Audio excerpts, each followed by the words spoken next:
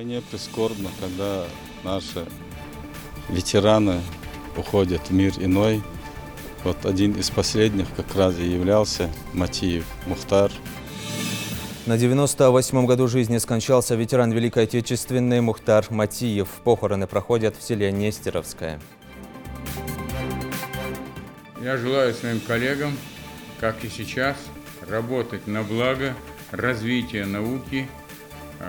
Единственное, ради чего стоит работать, это, конечно, ради науки, ради народа. День рождения Центра научной жизни Ингушетии. 93 года исполнилось со дня образования НИИ имени Чаха Ахриева. Сохраняя свои традиции, язык, культуру и приумножая взаимоуважение, вы помните святые наказы своих отцов и предков. Из Ингушетии в Казахстан с важной миссией сотрудники регионального Миннаца навестили наших земляков в городе Алма-Ата. Кто здесь хозяин?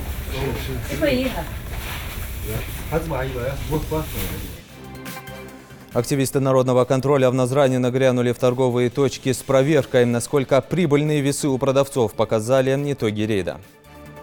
В финале я сделаю все, чтобы стать чемпионом этого турнира.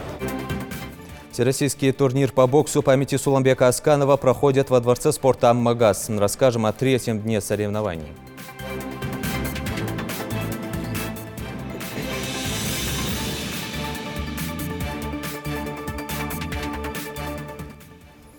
На канале Ингушетия «Время вечерних новостей». Здравствуйте.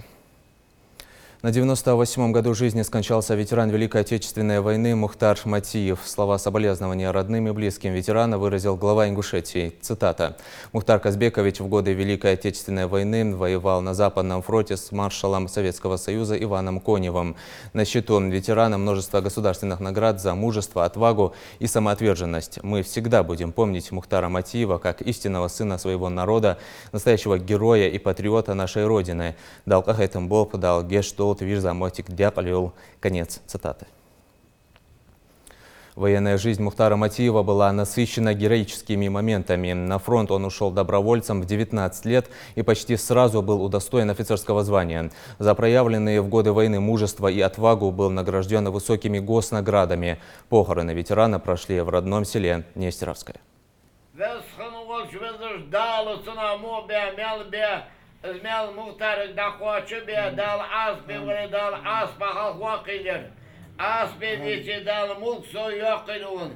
В доме Матиевых сегодня многолюдно. Проводить в последний путь ветерана Великой Отечественной войны собрались жители со всей республики. Ему было 98 лет. На фронт ушел совсем мальчишкой в 19 лет и сразу же был удостоен офицерского звания. Мухтар Матиев долгое время боролся с тяжелой болезнью. Собравшиеся вспоминают, каким он был душевным, жизнерадостным, честным и открытым человеком. Его любили соседи, для всех он был наставником, пытался помочь советом или делом. اون رو دیگه همش هایسات خون هیچم بیش درد و سر خارج درد خون حق ولش خون نیستش نیاقد داهش خون صادق داهش یر ویتران ولش باموت لیلی سگور تیم خان سگوریر داخ اون سا خشونیش کرایون ادمنستراتیر کس باغش اون فیش مال ایش حجش آخر من نخیر داغ استر تیپن یوشتا ایش سگور. Соболезнования семье Матиевых выразил и глава Ингушетии. По указанию Махмуд Али Калиматова, делегации из министерств и ведомств республики приняли участие в организации похорон, оказали материальную и продуктовую помощь, выразили соболезнования родным и близким. داو شيء في بساتشالو داو بيركب دير يسخن دا صو داخل شو فتح هذا شو داو يعني أخذ وين خداه سنوا راست تدوش أنت يدو بيركسبه كسو وقت كذي وقتاجي شو نوبس وقدوش عادين كذي أفسد زيتات وإيش الحمد لله حقق دير يسخن مصر إشته داليو على الدجمال ويخ عشان دا سيدو دا صو داخل شو شيء الحين هو دال دير دور شو هذا نديك أطلع Также старшему сыну вручили денежную сумму в размере 100 тысяч рублей на организацию похорон. Они заверили, что руководство республики впредь будет оказывать внимание семье ветерана. Сама по себе весть, что скончался кто-то, это, конечно, прискорбно. Но вдвойне прискорбно, когда наши ветераны уходят в мир иной. Вот один из последних как раз и являлся Матиев Мухтар. Он был фронтовик, он прошел все тяготы войны, не сломался духом, вырастил семью, построил дом и продолжал жить, был уважаемым человеком. Прискорбно, конечно, но ветеранов остается все меньше и меньше. У нас были планы и по поводу его, чтобы 75-летие Великой Победы встретить именно с его участием, чтобы видели на груди его награда, но, к сожалению, судьба распорядилась по-другому. Ветеран Великой Отечественной не любил вспоминать эпизоды тех событий. Слишком тяжело стране далась победа. Около 2 лет Мухтар служил в штабе и не раз спасал жизнь маршалу Коневу. А уже в 1944 году он оказывается в числе депортированных в Казахстан ингушей. Через некоторое время после долгих поисков сам маршал Конев находит его и забирает своего преданного соратника на дальнейшую службу. Жизненный путь Матиева – еще одно свидетельство того, какой дорогой ценой досталась стране победа над фашизмом. Родственники выразили благодарность делегации. Память героя будет жить вечно. Никто не забыт, ничто не забыто. Мухтар Матиев остается в сердцах поколения, как герой, который оставил след в истории страны. Михаил Тангиев, Адам Гулоев, Джамалел Тамасханов. Новости 24. К другим новостям. Главное медиа-событие СКФО объединило СМИ со всего округа. В Махачкале сегодня начала работу медиа-встреча Северного Кавказа. Форум продлится 2 дня. Программа включает мастер-классы, встречи с представителями масс-медиа регионов округа. Завтра состоится пресс-конференция с участием полпреда президента СКФО Александра Матовникова с главами регионов округа, в которой примет участие глава Ингушетии Махмуд Али Калиматов. На месте сейчас работает наша съемочная группа. Слово Зелимхану Галоеву. Медиа-встреча на Северном Кавказе началась в Дагестане еще днем. Так назвали крупное межрегиональное событие организаторы. В столицу Дагестана приехали журналисты из всех регионов СКФО, в том числе из Ингушетии. Подобные медиа-встречи дают нам, журналистам, возможность не только познакомиться друг с другом, но и узнать много нового. Обсуждаемые темы гораздо лучше воспринимаются в живом общении. Ну и, конечно, как известно, журналистика не стоит на месте и с каждым годом ставит перед нами новые задачи, вызовы, о которых мы можем узнать. Я начинающий журналист, работаю всего лишь 3-4 месяца, и это мой первый журналистский форум. Я считаю, что это уникальная возможность обменяться опытом, познакомиться с коллегами из соседних республик, наладить какие-то контакты. И сама образовательная программа очень много знаний дает во всех сферах журналистики. И я надеюсь, что я что-то новое и интересное для себя сегодня узнаю. Медиа-встречи проходят в формате мастер-классов, профессионального общения представителей масс-медиа регионов округа. Я 3-й раз уже выступаю на подобном мероприятии. В прошлом году выступал в Грозном. Вот в этом году провожу 2 мастер-класса. Один мастер-класс по работе, по нестандартной работе с информационными поводами. Что сделать, чтобы пробиться через фильтры и барьеры, которые включает аудитория и не воспринимает наши информационные поводы, наши новости. Как обойти эти барьеры, как заставить обратить на себя внимание и как строить коммуникацию. И 2-й мастер-класс по работе с негативом. Про нас, про всех пишут гадости в соцсетях, про любую компанию, про любую организацию, как правильно отвечать, как правильно реагировать, каких ошибок не допускать. Мне понравилось в этом году, что он стал иметь такой более прикладной характер. В принципе, очень короткая такая вводная часть, и дальше все разошлись по площадкам, где получают и прокачивают совершенно практические навыки. Это то, чего сейчас не хватает, потому что в нашей профессии все очень быстро меняется, и нужно быть просто вот начеку, буквально каждые полгода нужно какие-то новые прокачивать свои знания, прокачивать свои умения, и вот такие площадки, они этому очень здорово помогают. В столице Дагестана пройдет большая пресс-конференция с участием глав регионов Северного Кавказа. Участники медиа-встречи обсудят важнейшие вопросы развития журналистики, а также будут искать ответы на вызовы, которые предлагает современное информационное общество. Такие площадки, это, конечно же, всегда, во-первых, посмотреть, как другие делают, во-вторых, как соседи, в-третьих, что-то себе записать в блокнот, перенять, ну а в-третьих, понять свои ошибки. То, что творческие люди делают какие-то ошибки, это нормально. на то оно и творчество, чтобы с какой-то новой стороны подходить к решению какого-то вопроса. Главное, чтобы было движение и желание работать.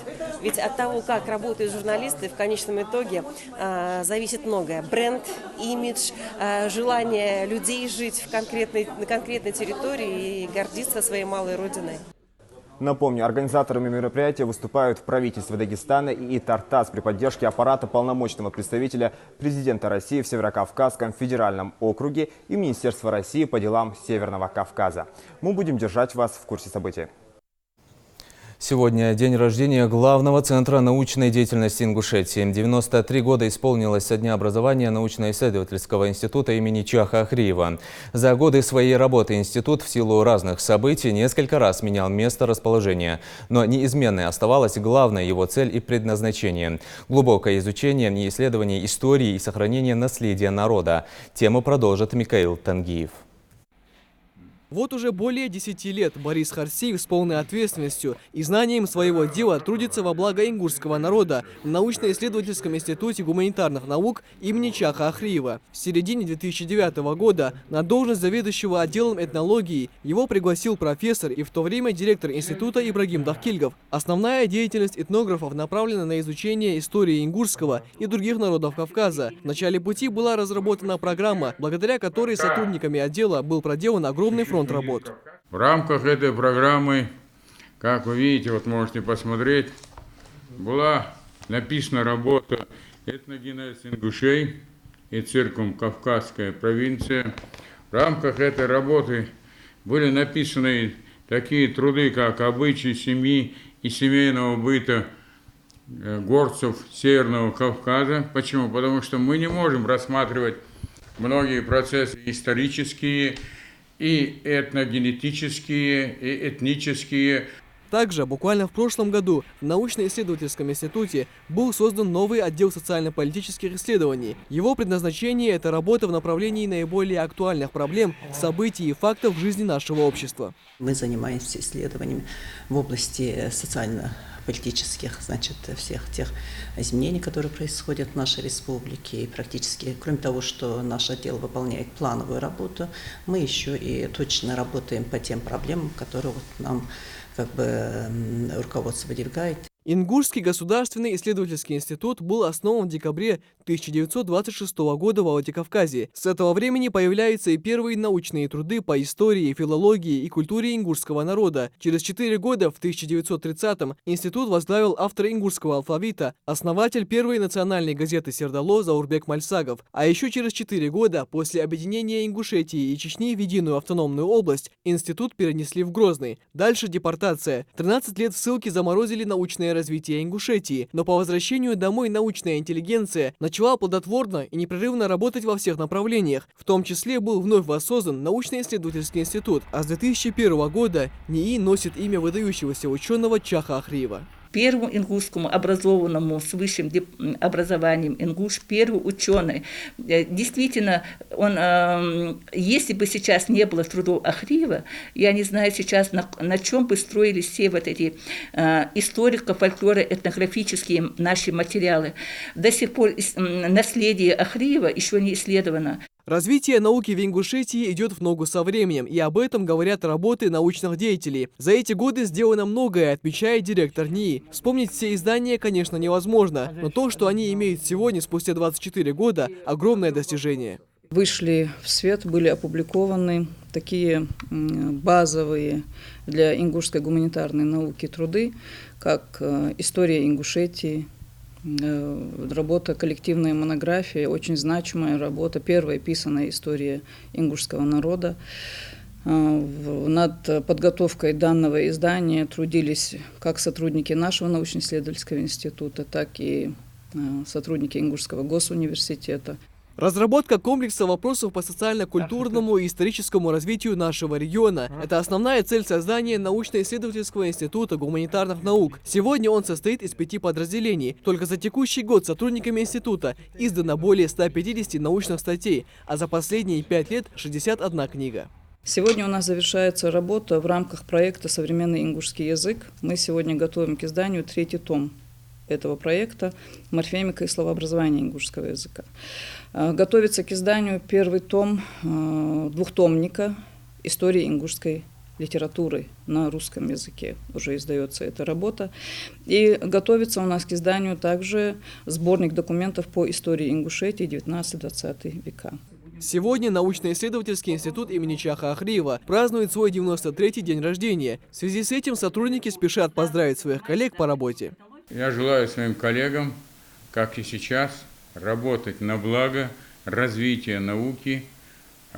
Единственное, ради чего стоит работать, это, конечно, ради науки, ради народа. Мне бы хотелось также поздравить наших коллег с днем рождения института, пожелать им больших творческих, научных достижений, пожелать им всего самого хорошего. Мне бы хотелось поздравить с этим днем коллектив института, поблагодарить их за столь плодотворное и результативное сотрудничество и пожелать в первую очередь здоровья, творческого роста, творческих успехов.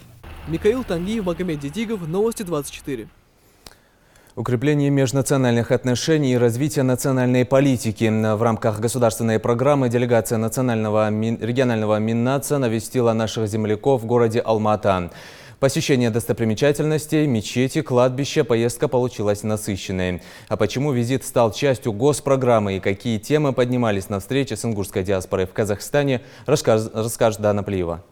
Целью визита ингушской делегации в Алмату стала интеграция наших соотечественников в общественную, культурную и политическую жизнь региона. В первый же день представители Миннаца встретились со старейшинами в Ингушском культурном центре. Есть люди, которые заявляют желание приехать домой. Были вопросы по оформлению гражданства и вопросы также, которые желают выехать в Джайрасский район, что создаются некоторые трудности по проезду.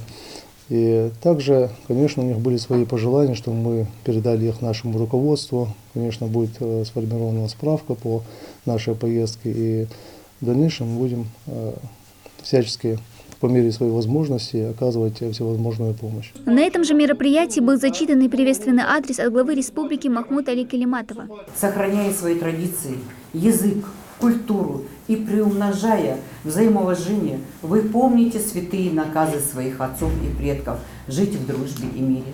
Желаю вам, дорогие соотечественники, и всему дружественному народу Казахстана благополучия, мира, чистого неба над головой и всех земных благ. Такой по-настоящему теплой дружеской встрече все остались довольны. Уверен, у вас появилось немало вопросов, ведь за последний год в регионе произошло много событий. Мы вас выслушаем, и пусть эта встреча пройдет на приятной ноте. Представители ведомства побывали и на ингушской свадьбе. Наши гости сегодня так удачно приехали к свадьбе. Мы им очень рады, а невесте хотелось бы пожелать счастья и благополучия. Делегация также посетила мечеть в Войнах, построенную нашим соотечественником Ахмедом Мистоевым. Название выбрали неспроста. Сама архитектура здания снаружи построена наподобие наших ингушских башен. Ее официальное открытие состоялось 19 лет назад. В мечеть приходят учиться основам ислама и дети самых разных национальностей. При этом подавляющее число составляют ингушские ребята. Алхамдулилlah, они посещают активно эту мечеть, как в пятницу, так и на пятикратный намаз. У нас есть занятия, где обучаются дети. Большое количество детей приходит на занятия, изучают религию ислам, изучают чтение Корана, молитвам, правила, адабы, исламские адабы. То есть можно сказать, что ингуши в нашей стране, в Казахстане, играют активную роль в деле изучения религии, распространения религии. Эта мечеть, она вот для нас, для здесь живущих ингушей, она являлась таким фактором, который нас сплачивал. Мы каждую пятницу приходили, потому что сам джума намаз же, он, как сказать, его основная идея заключается в том, чтобы люди приходили раз в неделю, встречались, спрашивали друг друга, как дела, как здоровье, что нужно, чем помочь. И это как бы сплачивало людей. Представители делегации поехали вместе с местными на кладбище в поселке Мичурино, где покоятся наши земляки, погибшие в депортации.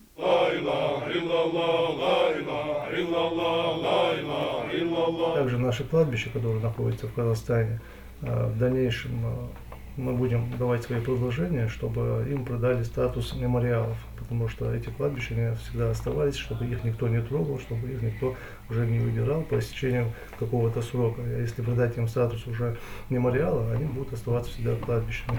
Кроме встречи со взрослым поколением, ведомство уделило внимание и молодежи. Прошли круглые столы, где ребят поближе познакомились с ингушскими обычаями и традициями, а также посмотрели, как проходят занятия в Ингушском культурном центре по родному языку и литературе.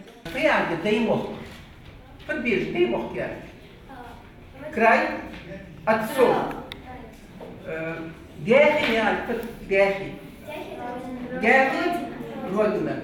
Цель поездки была ознакомительного характера. На сегодняшний день в Казахстане проживает порядка 20 тысяч ингушей. Уже который год, живя за пределами родины, по словам представителя ведомства, они смогли сохранить свой язык, культуру и традиции. Такое же воспитание стараются давать и подрастающему поколению.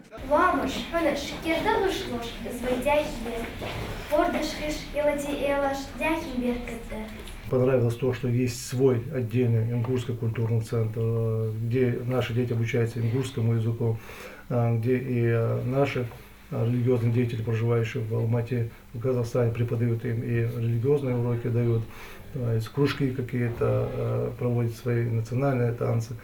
Все, что касается нашей нации, честно говоря, у меня было такое ощущение, что как будто я никуда и не выезжал. Визит к нашим соотечественникам прошел в рамках государственной программы укрепления межнациональных отношений и развития национальной политики, и подобного рода встречи региональный Миннат собирается проводить и дальше. Ну а в завершении встречи ингушская диаспора в Казахстане вручила почетным гостям грамоты и памятные подарки. Дана Плиева, Светлана Томова, Джамалил Тамасханов. Новости 24.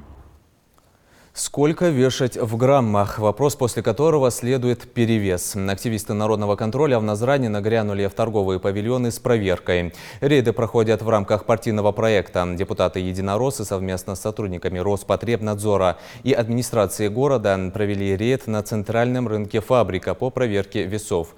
Завышенный вес товара, как правило, приносит значительно большую прибыль. Насколько добросовестные продавцы, знает Дана Плиева. Слегка подкрутить весы и заставить покупателя заплатить чуть больше, чем нужно – одна из распространенных уловок недобросовестных продавцов. Правда, с этой незамысловатой хитростью Хульмат Шаухалова познакомилась только сегодня во время проверки. На рынке работает уже не один десяток лет, и мысль хоть раз обмануть свою совесть и кошелек покупателя даже и не мелькала в голове. Весы электронные. Никогда проверки администрация часто делает. У нас есть лаборатория, которая смотрит. Покупатели, никогда такого не было, что покупатели на нас обижались. На наших весах можно золото купить и продать. Вот такие у нас точные весы электронные. На сколько? Подобного рода проверки так называемого весового хозяйства у продавцов проводятся членами регионального отделения партии «Единая Россия» в рамках проекта «Народный контроль». Есть нарушения, есть расхождения. Иногда даже весы, которые стоят в пользу покупателя, даже есть.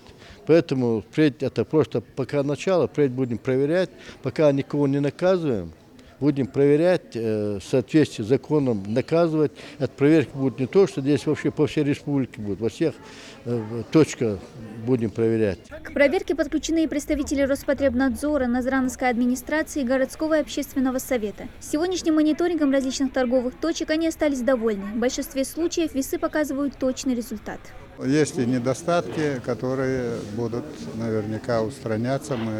Народный контроль этого потребует со временем, все это устранится.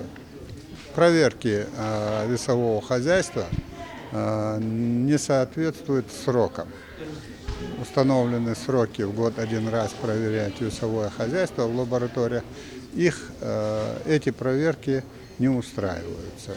Продавцов предупредили, обязательно проверять весовое оборудование в лаборатории. Это правило действует для всех, так же, как и постановка торговой точки на учет в налоговой и других службах. Параллельно участники рейда уточняли у владельцев, зарегистрировались ли они как индивидуальные предприниматели.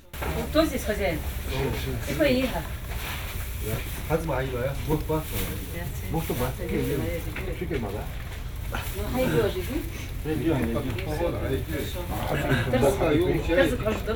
Во время рейда многие из продавцов обещали исправиться, но организаторы еще раз напомнили им, за повторные нарушения может последовать и административное наказание в виде штрафа в размере от 3000 рублей. Дана Плиева, Асхаб Белакиев, Новости 24.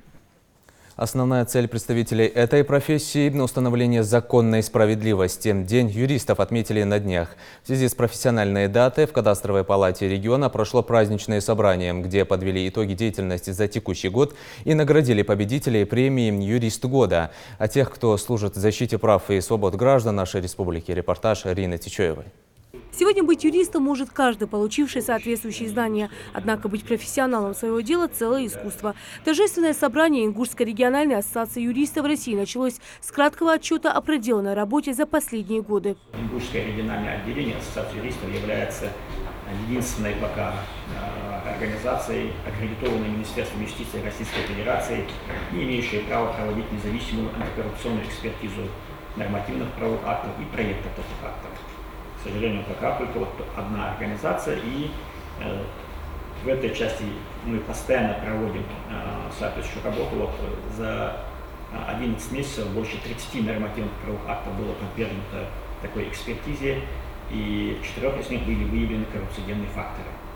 Общественная организация в этом году отметила свой 10-летний юбилей. Только за этот год от граждан поступили сотни заявок о предоставлении бесплатной юридической помощи. За все время своего существования работники отделения ассоциации юристов провели колоссальную работу. Здесь всегда открыты для поддержки в рамках закона для квалификации той или иной статьи. Добрая традиция в ассоциации сложилась поощрение лучших в своем деле юристов. Одной из форм или высшей формой поощрения профессионального поощрения юристов является учрежденная ассоциация юристов региональная юридическая премия «Юрист года». Она вручается в 3 номинациях. Первая – это правотворческая и правоприменительная деятельность. Второе – это юридическое образование и наука. И третье – это правозащитная деятельность и правовое просвещение. Жюри конкурса ежегодно направляют письма в юридические организации с целью выявить отличившихся в своем деле. Отбор участников проходит в 3 этапа. Учитывается не только профессионализм, но и активность и сроки исполнения своих обязательств. Ассоциация юристов России принято решение о награждении почетной грамотой Ассоциации юристов России Аздоева Джамбулата Эльдеревича, уполномоченного по правам человека Республики Ингушетия, члена Совета Ингушского регионального отделения Ассоциации юристов России. Уполномоченный по правам человека в Ингушетии каждый день работает с многочисленными нормативно-правовыми актами. Защита прав и законных интересов граждан, пожалуй, самая сложная работа в юриспруденции. Но большой опыт и профессионализм позволяют делать ее грамотно. Руководству Ассоциации юристов России и руководству нашего отделения Ингушского регионального в том, что вручили вот такую награду, почетную грамоту ассоциации. Конечно, мы в своей работе занимаемся не только, как говорится, насущной работой по рассмотрению обращений граждан, но и так называемой проактивной, предупреждающей деятельностью, в том числе и путем анализа законопроектов. Одни создают законы, другие рождены их защищать и работать с ними. Грамоту из рук председателя Совета Ингушского регионального отделения Ассоциации юристов России получает еще один победитель. Конечно, мне приятно, для меня это большая честь получить такую награду из рук именно такой организации, как Ассоциация юристов Республики Ингушетия. Наградили здесь практикующих юристов. Каждый на своем посту выполняет сложные задачи в деле защиты прав и законных интересов. Профессия юриста только на первый взгляд кажется легкой. Игра слов, знание законов важно. Однако еще важнее любить свое дело. Ирина Тичоева, Джамалил Тамасханов, Новости 24. Ингушские дзюдоисты Муса Магушков и братья Халмурзаевы примут участие в международном рейтинговом турнире в Китае. Турнир по дзюдо серии «Мастерс» будет проходить с 12 по 14 декабря в китайском городе Циндао. На соревнования приглашаются лучшие дзюдоисты года, попавшие в топ-35 мирового рейтинга. В заключительном турнире текущего года примет участие порядка 480 спортсменов из 71 страны мира. Они будут оспаривать право на участие в Олимпиаде 2020 в Токио в 12 весовых категориях. Муса Магушков выступит в весе до 73 килограммов, до 81 килограмма Хасан Халмурзаев, до 90 килограммов Хусен Халмурзаев. В регионе продолжается всероссийский турнир по боксу класса А среди взрослых памяти первого героя России, генерал-майора авиации Суламбека Асканова. В соревнованиях участвуют порядка 70 спортсменов из регионов СКФО и других субъектов. Ингушетию представляют около 40 боксеров. Об итогах 3-го дня турнира сюжет Харона Аздоева. В заключительный день предварительных поединков на ринг Дворца спорта «Магаз» вышли 9 пар боксеров для того, чтобы оспорить право участия в полуфинале и финале турнира. Мастерский турнир – это важный этап в карьере любого боксера. Но выиграть в таких соревнованиях непросто, состав представительный. Мастер спорта России Хизир Измайлов, с честью проходящий через гарниры серьезных поединков этих состязаний, имеет все шансы стать настоящим закаленным бойцом. В финале я сделаю все, чтобы стать чемпионом этого турнира. Следующие мои старты в Нальчике, чемпионат России по молодежке. Победа там – это путевка на чемпионат Европы. В течение 3 дней на главной спортивной арене Ингушетии боксеры из 5 регионов страны демонстрируют технику и волю к победе. Для бойцов это в первую очередь возможность получить опыт в боях с соперниками из разных регионов. Турниры подобного уровня также являются испытанием и для тренера, ведь он, как лакмусовая бумага, показывает его талант наставника и учителя. Я привез ребят, которые еще не совсем хорошо созрели для бокса. Привез на обкатку.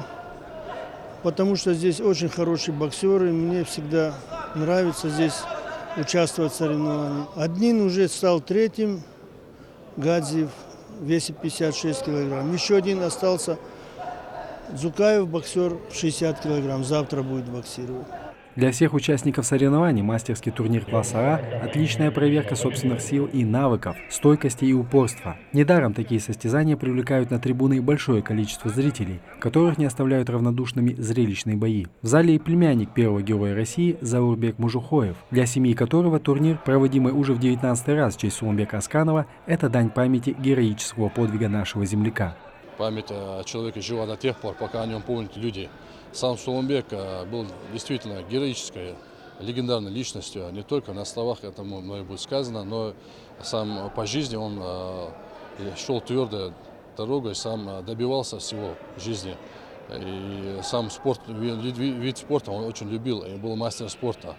Для проведения подобных турниров выбираются самые лучшие арены и приглашаются только компетентные и опытные судьи. Ставки очень высоки, но тем приятнее и весомее победа.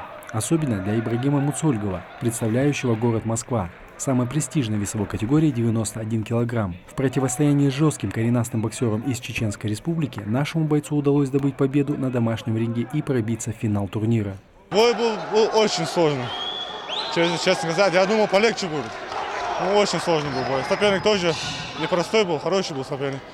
Постоянно шел вперед. На родине боксировать, это для меня это очень важно.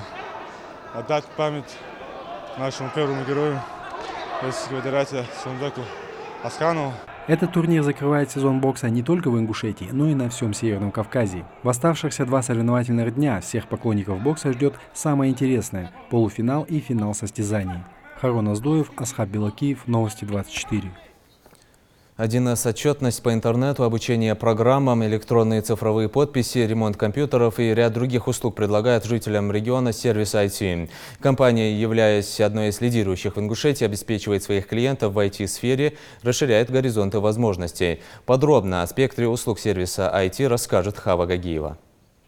Иногда гениальные идеи создаются просто, а если рядом с тобой лучший друг, то многого и не требуется. Так и Азамат Аушев. Однажды со своим другом он загорелся идеей создать нечто такое, что могло бы принести пользу окружающим, а услуги в сфере IT – это то, что было так нужно в то время. И вот на протяжении 10 лет компания сервис IT является одной из лидирующих. Несмотря на все сложности, несмотря на все какие-то нашу специфику нашей республики, и препятствия, которые вставали на нашем пути, мы упорно, настойчиво продвигали, занимались этой темой. Начиналось все с 2 человек, а теперь компания может похвастаться наличием квалифицированных специалистов, у которых за плечами солидный опыт работы, а спектр услуг широк. В основном у нас услуги в сфере информационных технологий. Это установка программ всех видов и сложностей, разработка программ, разработка сайтов, бухгалтерские услуги. 1С бухгалтерия новая, сейчас продвигаем новую линию во всех юридических и физических лицах. Сделай дело, гуляй смело. Казалось бы, по такому принципу должна строиться работа. Однако компания привыкла доводить свое дело до победного конца. Обучаем заказчиков, как проводить государственные закупки. И, соответственно, как участвовать в этих же закупках, сопровождаем поставщиков, то есть организации. Также и непосредственно наша организация тоже участвует в государственных закупках. Вся деятельность любой организации, любой госструктуры, бюджетной организации зависит от госзакупок. То есть если не будут проведены госзакупки вовремя, своевременно, в определенные сроки, деятельность просто может временно приостановиться. Компания «Сервис IT» – это действительно все в одном лице. Уже на протяжении 10 лет они являются официальными представителями программы 1С, которая реализует и устанавливает для организаций и учреждений программные продукты. Продукты 1С, они несут широкие возможности ведения автоматизированного учета. То есть это кадровый учет, складской учет, бухгалтерский учет. Ну и единственное, это, естественно, расчет заработной платы. То есть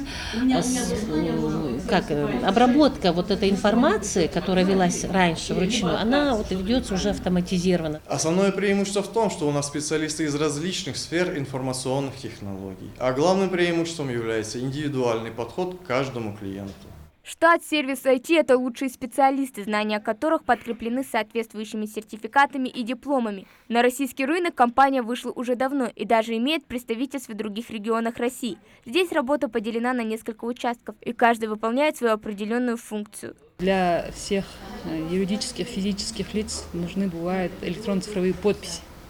Для участия в госторгах, для подписания каких-то документов электронно подаваемых в налоговую.